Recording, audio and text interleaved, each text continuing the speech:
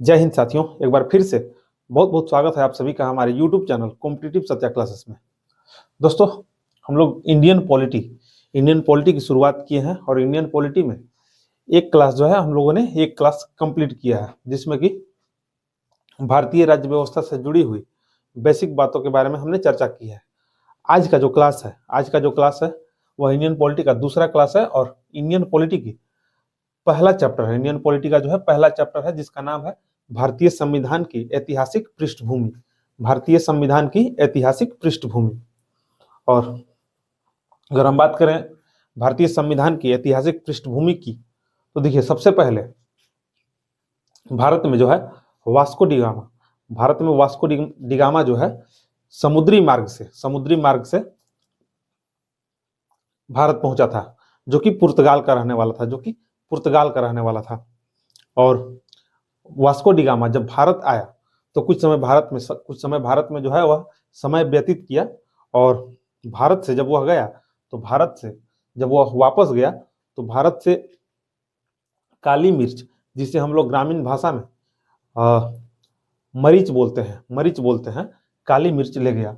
और काली मिर्च जब ले गया और वहां यूरोप के बाजार में जब उसे बेचा तो लगभग 60 गुना अधिक मुनाफा में यूरोप के बाजार में वह काली मिर्च बिका। और काली मिर्च के अलावे यूरोप के बाजारों में भारत के जो मसाले हैं, जैसे लौंग, इलायची तथा सूती वस्त्र, रेशम इत्यादि की भारी मांग थी। यूरोप के बाजार में जो है काली मिर्च के अलावे लौंग, इलायची और बारीक सूती वस्त्र तथा रेशम की बहुत भारी मांग थी, जो कि भारत से सस्ते दामों में ले जाया जाता था और यूरोप के बाजारों में बहुत अधिक मुनाफा के साथ बेचा जाता था। यही चीज जब ब्रिटिश के लोगों को पता चली तो ब्रिटिश के लोगों ने भी सोचा कि भाई क्यों ना हम भी भारत से जो है व्यापार करें, भारत से वस्तुओं को लाए, भारत से मसालों को लाए, सूती वस्त्र को लाए और यूरोप के बाजारों में बेचा जाए। और इसी को देखते हुए 1600 ईस्वी में ब्रिटिश ईस्ट इंडिया कंपनी ने 1600 ईस्वी में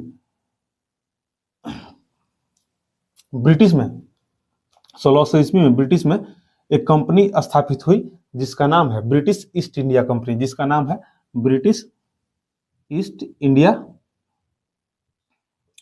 कंपनी। 1600 ईस्वी में जो है ब्रिटेन में एक कंपनी स्थापित हुई, जिसका नाम है British East India company.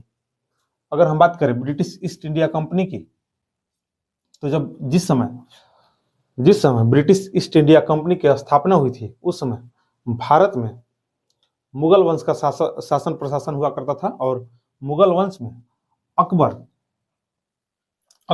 Bharat का राजा अकबर उस समय जो है मुगल वंश का शासक था। अगर हम बात करें ब्रिटिश ईस्ट इंडिया कंपनी की, तो जिस समय ब्रिटिश ईस्ट इंडिया कंपनी की स्थापना हुई थी, उस समय ब्रिटेन में जो है महारानी एलिजाबेथ प्रथम हुआ करती थी। ब्रिटेन की महारानी जो है एलिजाबेथ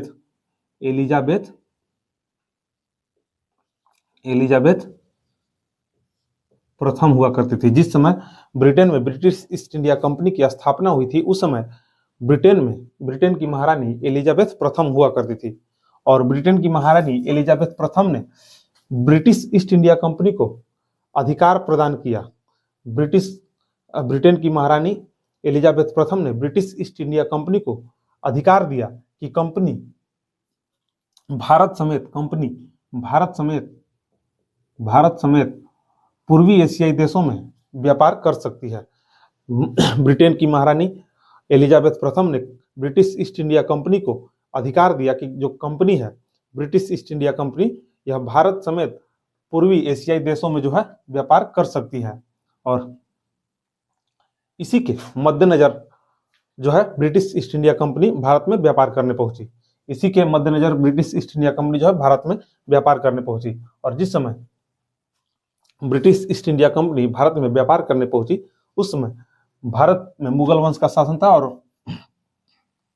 मुगल शासक जहांगीर हुआ करता था। और जहांगीर के समय में ही ब्रिटिश ईस्ट इंडिया कंपनी ने भारत से व्यापार करना प्रारंभ किया। अगर हम बात करें ब्रिटिश ईस्ट इंडिया कंपनी को, तो ब्रिटिश ईस्ट इंडिया कंपनी को जहांगीर के समय व्यापार करने में कुछ खास दिक्कतों का सामना नहीं करना पड़ा, लेकिन औरंगजेब के समय जो है औरंगजेब के समय जो है कंपनी को व्यापार करने में भारी दिक्कतों का सामना करना पड़ा। यानी कि मुगलों तथा अंग्रेजों में संघर्ष की शुरुआत औरंगजेब के समय प्रारंभ हुई। मुगलों तथा अंग्रेजों में संघर्ष की शुरुआत जो है औरंगजेब के समय शुरुआत हुई। औरंगजेब की मृत्यु 1707 ईस्वी में हो गई। औरंगजेब की मृत्यु जो है 1707 ईस्वी में हो गई, और इसके बाद मुगल वंश में कोई भी योग्य शासक नहीं हुआ। इसके बाद 1707 ईस्वी में औरंगजेब की मृत्यु के बाद जो है मुगल वंश में कोई भी योग्य शासक नहीं हुआ, जिसका फायदा अंग्रेजों ने उठाना शुरू किया। और अंग्रेजों ने भारत की राजनीति में हस्तक्षेप करना शुरू कर दिया।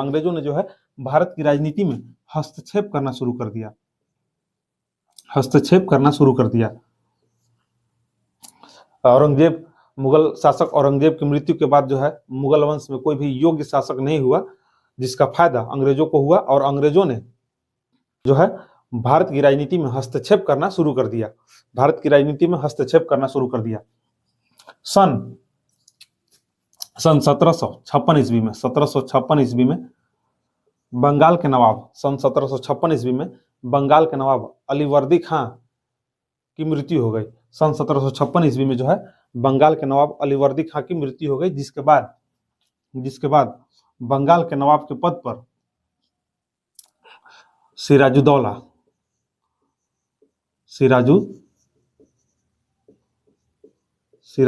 बैठा।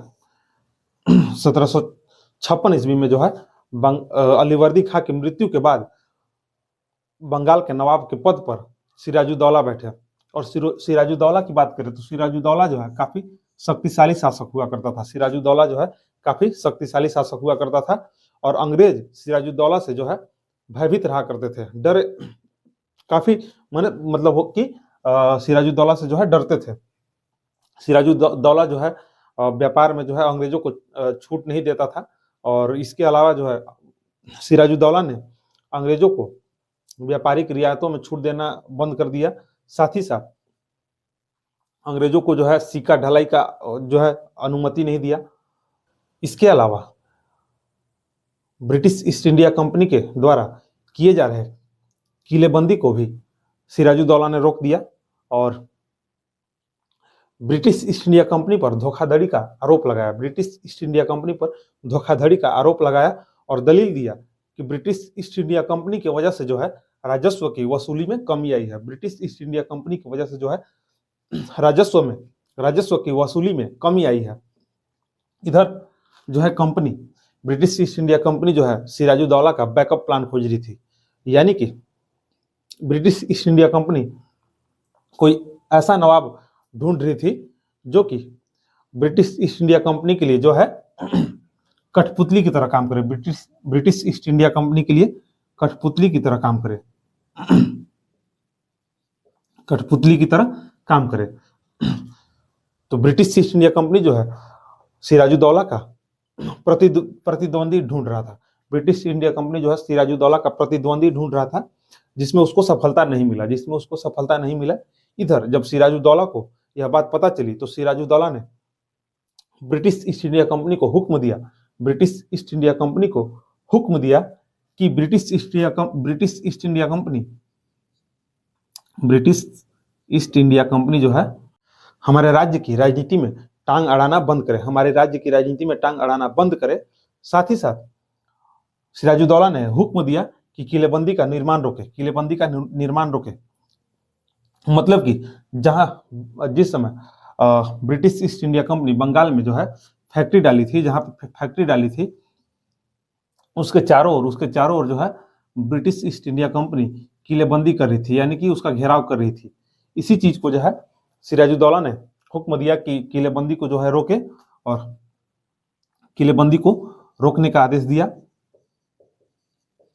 किलेबंदी को रोकने का आदेश दिया और साथ ही साथ कहा कि कंपनी जो है बकाया राजस्व को बकाया राजस्व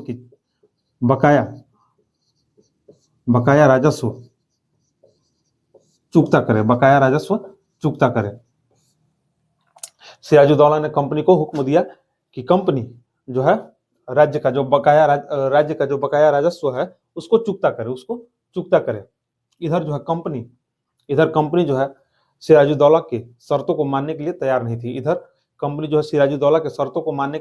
थी। और इधर जो है सिराजुद्दौला भी एक तरफ जिद ठान के बैठा था कि आपको भाई ये चीज करना ही पड़ेगा, अब दोनों एक दूसरे के किसी के शर्त को मानने के लिए तैयार नहीं थे। दोनों एक दूसरे के शर्तों को मानने के लिए तैयार नहीं थे और यही कारण है कि 1757 ईस्वी में प्लासी के युद्ध के मैदान में जो है रॉबर्ट क्लाइव यानी कि कंपनी की तरफ से रॉबर्ट क्लाइव तथा सिराजुद्दौला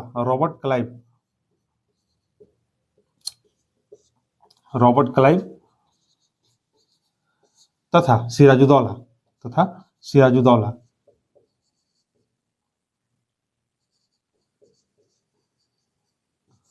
प्लासी के मैदान में 1757 ईस्वी में आमने सामने हुए और 1757 ईस्वी में जो है प्लासी का युद्ध हुआ। 1757 ईस्वी में जो है रॉबर्ट क्लाइव ने जो है कंपनी का नेतृत्व किया और बंगाल के नवाब सिराजुद्दौला में जो है युद्ध हुआ जिसमें कि कंपनी की जीत हुई तथा सिराजुद्दौला की हार हुई और 1757 के प्लासी के युद्ध से ही भारत में ब्रिटिश ईस्ट इंडिया कंपनी की ब्रिटिश ईस्ट इंडिया कंपनी के राजनीतिक सत्ता की शुरुआत हुई माना जाता है। 1757 के प्लासी युद्ध के बाद से ही भारत में जो है ब्रिटिश ईस्ट इंडिया कंपनी के भारत में राजनीतिक सत्ता की शुरुआत हुई ऐसा माना जाता है। अगर हम बात करें, देखिए 1757 में प्लासी के युद्ध में जो है सिराजुद्दौला की हार के कारणों की बात करें तो 1757 में प्लासी के युद्ध में जो है सिराजुद्दौला का हार का एक मुख्य कारण यह है कि सिराजुद्दौला का एक सेनापति हुआ था जिसका नाम था मीर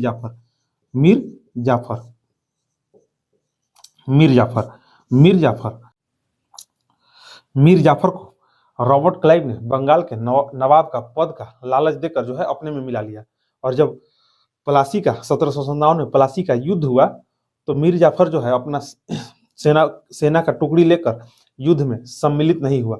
मीर जाफर जो है अपना सेना के टुकड़ी के साथ जो है युद्ध में सम्मिलित नहीं हुआ सिराजुद्दौला के साथ, जिस कारण से सिराजुद्दौला की हार हुई। और जब सिराजुद्दौला की हार हुई तो बाद में जो है कंपनी ने मीर जाफर को जो है बंगाल के नवाब के पद पर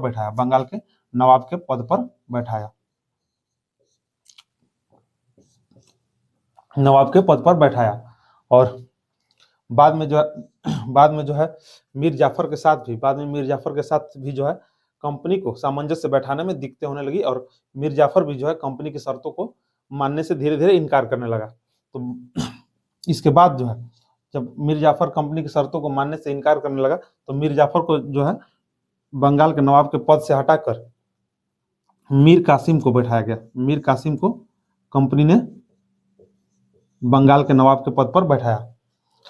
जब मीर कासिम ने भी धीरे धीरे कंपनी का विरोध करना शुरू किया तो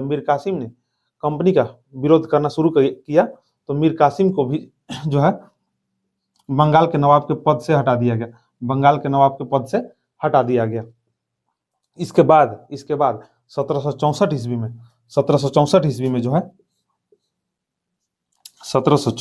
में एक युद्ध हुआ जिसे बक्सर का युद्ध कहा जाता है। जिसे 1764 ईस्वी में एक युद्ध हुआ जिसे बक्सर का युद्ध कहा जाता है। जिसे बक्सर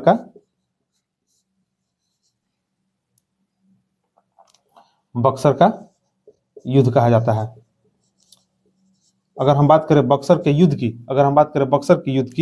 तो बक्सर के युद्ध में एक तरफ से भारत की संयुक्त सेना शामिल थी। एक तरफ बक्सर के युद्ध में जो है भारत की तरफ से भारत की संयुक्त सेना शामिल थी, जिसमें कि संयुक्त सेना में हो गया बंगाल के अपदस्थ नवाब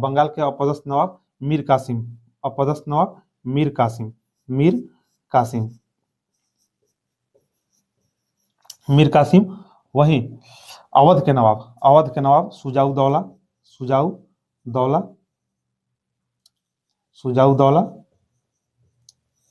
तथा मुगल बादशाह शाह आलम द्वितीय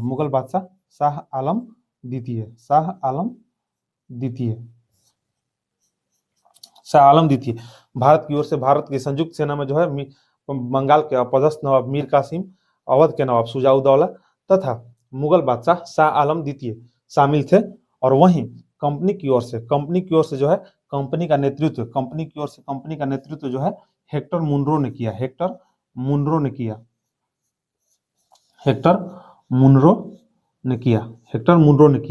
और 1764 के बक्सर के युद्ध में कंपनी की जीत हुई और भारत के संयुक्त सेना की हार हुई। और यह जो युद्ध है बक्सर का युद्ध का समाप्ति जो है इलाहाबाद के संधि के तहत हुआ। बक्सर के युद्ध का जो समाप्ति है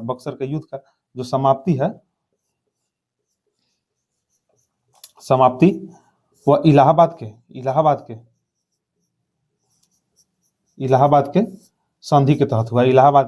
संधि के तहत हुआ। और इस संधि के तहत कंपनी को बंगाल, बिहार तथा उड़ीसा में कर वसूलने का अधिकार प्राप्त हुआ। इलाहाबाद के संधि के तहत जो है कंपनी को बंगाल, बिहार तथा उड़ीसा में जो है कर वसूलने का अधिकार प्राप्त हुआ। इसके बाद जो है 1764 के बक्सर के युद्ध के बाद से ही जो है कंपनी बंगाल के शासन प्रशासन को जो है अपने नियंत्रण में ले लिया। 1764 के बक्सर के युद्ध के बाद से ही जो है ब्रिटिश ईस्ट इंडिया कंपनी ने बंगाल के शासन प्रशासन को अपने नियंत्रण में ले लिया। अच्छा, यहाँ एक बात और है, 1757 के प्लासी के युद्ध के बाद जो है बंगाल के गवर्नर का पद आया था। इसकी चर्चा हमने पिछले क्लास में भी की थी। यहाँ भी आपको बता रहे हैं कि 1757 के प्लासी के युद्ध के बाद से ही जो है बंगाल के गवर्नर का पद का सृजन हुआ था। अब चलते हैं आगे। 1700 अगर हम बात करें ब्रिटिश ईस्ट इंडिया कंपनी की, तो 1771 ईस्वी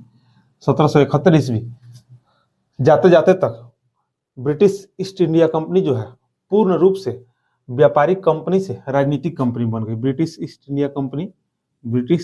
इंडिया कंपनी जो है व्यापारिक कंपनी से राजनीतिक कंपनी बन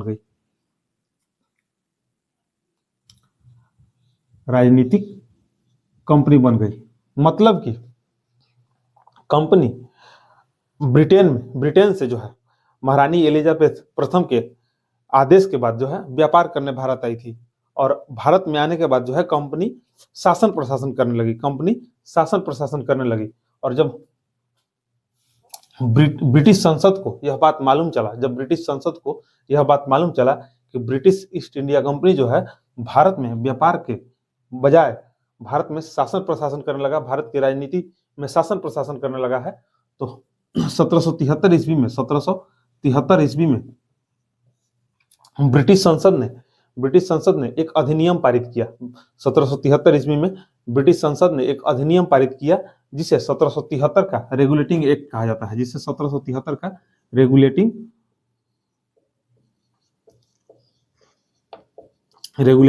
एक्ट कहा जाता है।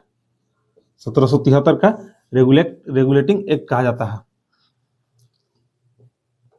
अगर हम बात करें 1773 के रेगुलेटिंग एक्ट की, तो 1773 के रेगुलेटिंग एक्ट की कई सारी विशेषताएं हैं। 1773 के रेगुलेटिंग एक्ट की जो है कई सारी विशेषताएं हैं, और इसके हर विशेषताओं को जो है एक एक करके हम चर्चा करेंगे। इसकी हर एक विशेषताओं को जो है एक एक करके चर्चा करेंगे।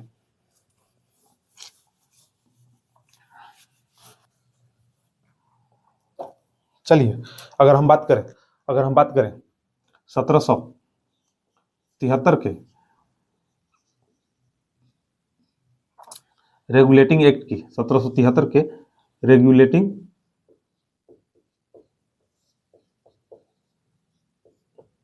एक्ट की, तो 1773 के रेगुलेटिंग एक्ट की जो है कई सारी विशेषताएं हैं। अगर हम बात करें 1773 के रेगुलेटिंग एक्ट की, तो जिस समय 1773 का रेगुलेटिंग एक्ट पारित हुआ था, जिस समय जो है ब्रिटिश संसद से 1773 का रेगुलेटिंग एक्ट पारित हुआ था, उस समय ब्रिटेन के प्रधानमंत्री जो है लॉर्ड नॉर्थ हुआ करते थे। लॉर्ड नॉर्थ हुआ करते थे। ब्रिटिश के प्रधानमंत्री लॉर्ड नॉर्थ हुआ करते थे। यह बात याद रखिएगा, एग्जाम में पूछा जाता है यहाँ से प्रश्न कि जब 1773 का रेगुलेटिंग एक्ट पारित हुआ था, उस समय ब्रिटेन के प्रधानमंत्री कौन थे। परीक्षा में पूछा जाता है यह प्रश्न। अब देखिए, अगर हम बात करें 1773 के रेगुलेटिंग एक्ट के, तो देखिए 1773 का रेगुलेटिंग एक्ट जो है, 1773 का रेगुलेटिंग एक्ट जो है ब्रिटिश संसद के द्वारा, ब्रिटिश संसद द्वारा ब्रिटिश ईस्ट इंडिया कंपनी को अपने नियंत्रण में लाने हेतु पारित किया गया पहला अधिनियम है। 1773 का रेगुलेटिंग एक्ट जो है वह ब्रिटिश संसद के द्वारा ब्रिटिश ईस्ट इंडिया कंपनी को अपने नियंत्रण में लाने हेतु पारित किया गया पहला अधिनियम है। ब्रिटिश संसद के द्वारा ब्रिटिश ईस्ट इंडिया कंपनी को नियंत्रण में लाने हेतु पारित किया गया पहला अधिनियम है। और यहाँ से भी प्रश्न पूछा जाता है, यहाँ से भी प्रतियोगी परीक्षाओं में जो है प्रश्न पूछा जाता है कि ब्रिटिश ईस्ट इंडिया कंपनी को जो है नियंत्रण में लाने हेतु कौन सा अधिनियम पारित किया गया था, तो 1773 का रेगुलेटिंग एक्ट जो है ब्रिटिश ईस्ट इंडिया कंपनी को ब्रिटिश संसद के अधीन या फिर ब्रिटिश संसद के नियंत्रण में लाने हेतु पारित किया गया पहला अधिनियम था। वहीं अगर हम बात करें दूसरी विशेषता की बात करें, तो इसी अधिनियम के तहत जो है बम्बई, वर्तमान का मुंबई, उस समय बम्बई तथा मद्रास प्रेसिडेंसी को जो है बम्बई तथा मद्रास प्रेसिडेंसी को बंगाल प्रेसिडेंसी के अधीन किया गया। 1773 के रेगुलेटिंग एक्ट के तहत ही जो है मुंबई तथा मद्रास प्रेसिडेंसी को बंगाल प्रेसिडेंसी के अधीन किया गया। उस समय अगर हम बात करें उस समय की, तो उस समय जो है कई सारे प्रेसिडेंसी हुआ करते थे, लेकिन जो प्रमुख प्रेसिडेंसी था वह था मुंबई, मद्रास तथा बंगाल। वहीं अगर हम बात करें तीसरी विशेषता की, तो 1773 के रेगुलेटिंग एक्ट में जो है बंगाल के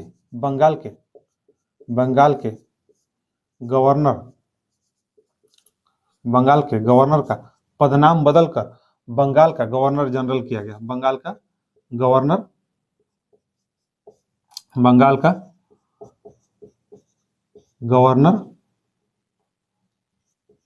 जनरल किया गया। 1773 के रेगुलेटिंग एक्ट में ही जो है बंगाल के गवर्नर का पदनाम बदलकर बंगाल का गवर्नर जनरल किया गया।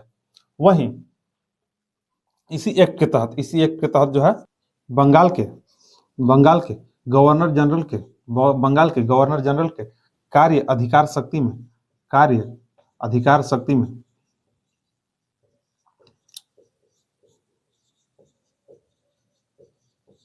इजाफा किया गया। 1773 के रेगुलेटिंग एक्ट के तहत ही जो है बंगाल के गवर्नर का पदनाम बदलकर बंगाल का गवर्नर जनरल किया गया तथा बंगाल के गवर्नर जनरल के कार्य अधिकार शक्ति में इजाफा किया गया। यहाँ से भी प्रश्न पूछा जाता है, यहाँ से भी जो है एग्जाम में प्रश्न पूछा जाता है कि किस अधिनियम के तहत बंगाल के गवर्नर का पदनाम बदल के बंगाल का गवर्नर जनरल किया गया। अब देखिए इसी अधिनियम के तहत जो है बंगाल प्रेसिडेंसी में, इसी अधिनियम के तहत बंगाल प्रेसिडेंसी में गवर्नर जनरल तथा 4 अन्य सदस्यों के नेतृत्व में सरकार का गठन किया गया। इसी अधिनियम के तहत जो है बंगाल प्रेसिडेंसी में बंगाल के गवर्नर जनरल समेत 4 अन्य सदस्यों के नेतृत्व में सरकार का गठन किया गया। सरकार का गठन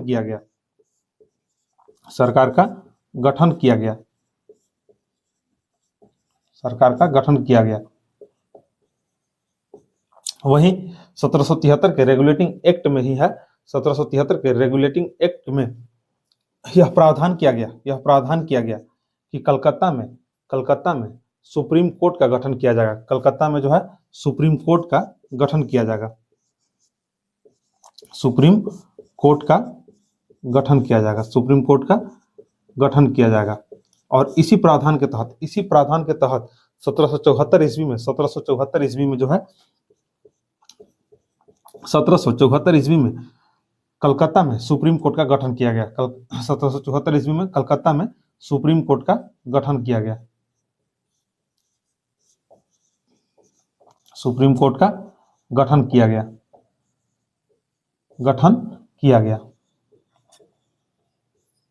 1773 के रेगुलेटिंग एक्ट के तहत ही यह प्रावधान किया गया कि कलकत्ता में सुप्रीम कोर्ट का गठन किया जाएगा। और इसी प्रावधान के तहत 1774 ईस्वी में कलकत्ता में सुप्रीम कोर्ट का गठन किया गया, जिसमें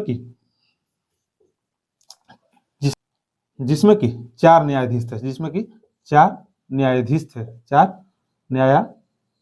थे, जिनमें कि एक मुख्य न्यायाधीश तथा 3 अन्य न्यायाधीश। जैसे अगर बात करें हम वर्तमान के सुप्रीम कोर्ट की, तो वर्तमान के सुप्रीम कोर्ट में 34 न्यायाधीश होते हैं, 34 न्यायाधीश हैं, जिसमें कि एक मुख्य न्यायाधीश तथा 33 अन्य न्यायाधीश। वैसे ही कलकत्ता के सुप्रीम कोर्ट में टोटल 4 न्यायाधीश, जिसमें कि एक मुख्य न्यायाधीश तथा 3 अन्य न्यायाधीश। अगर हम बात करें कलकत्ता के सुप्रीम कोर्ट के प्रथम मुख्य न्यायाधीश की, तो कलकत्ता के सुप्रीम कोर्ट के प्रथम मुख्य न्यायाधीश हुए, जिनका नाम है सर एलिजाह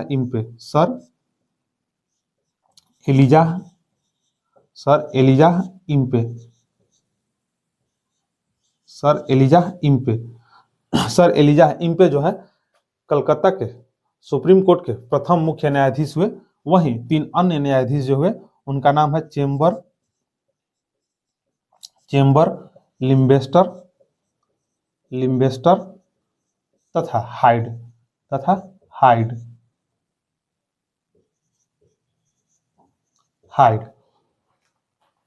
जो कलकत्ता के सुप्रीम कोर्ट के 4 न्यायाधीश हुए, जिनमें से एक मुख्य न्यायाधीश हुए, जिनका नाम है सर एलिजाह इम्पे, तथा 3 अन्य न्यायाधीश हुए, जिनका नाम है चेम्बर, लिम्बेस्टर और हाइड। अब देखिए, अगर हम बात करें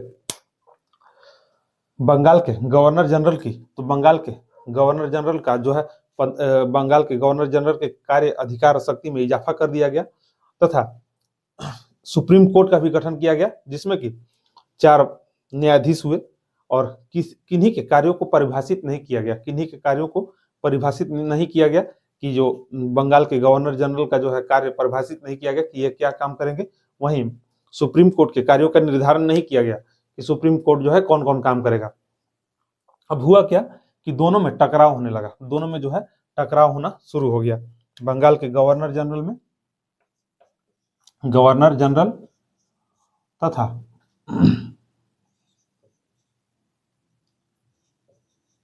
तथा सुप्रीम कोर्ट तथा कलकत्ता के सुप्रीम कोर्ट में टकराव होना शुरू हो गया।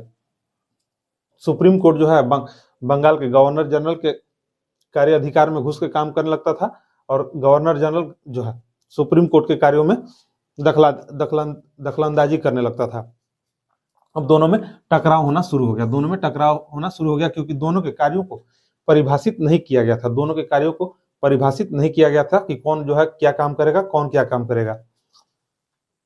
अब देखिए, अगर हम बात करें 1773 के रेगुलेटिंग एक्ट की, तो 1773 के रेगुलेटिंग एक्ट को जो है प्रयास तथा भूल की संज्ञा दी जाती है, प्रयास तथा भूल की संज्ञा दी जाती है, प्रयास तथा भूल की संज्ञा दी जाती है, प्रयास तथा भूल की संज्ञा दी जाती है। क्यों?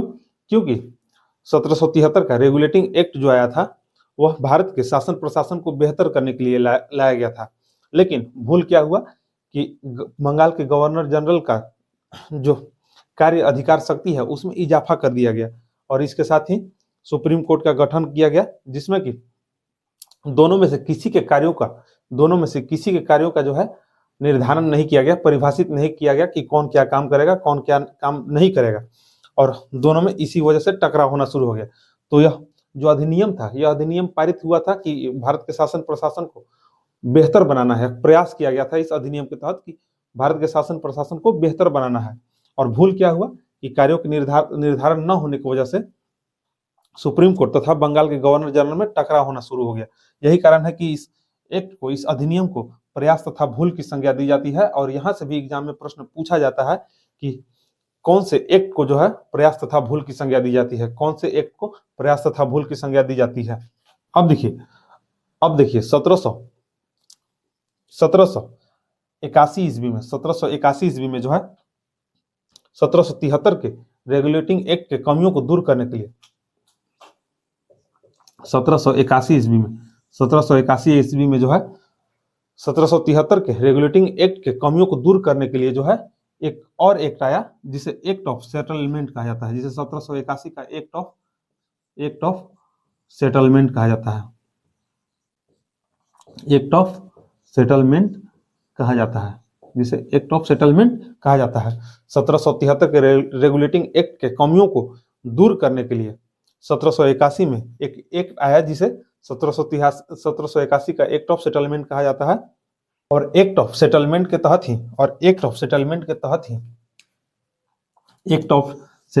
तहत ही बंगाल के गवर्नर जनरल तथा कलकत्ता के सुप्रीम कोर्ट के कार्यों का निर्धारण किया गया। एक्ट ऑफ सेटलमेंट के तहत ही जो है बंगाल के गवर्नर जनरल तथा सुप्रीम कोर्ट के कार्यों का निर्धारण किया गया, सुप्रीम कोर्ट के कार्यों को परिभाषित किया गया, सुप्रीम कोर्ट के कार्यों का निर्धारण किया गया, या कहें कि परिभाषित किया गया। वहीं एक्ट ऑफ सेटलमेंट के तहत ही बंगाल की सरकार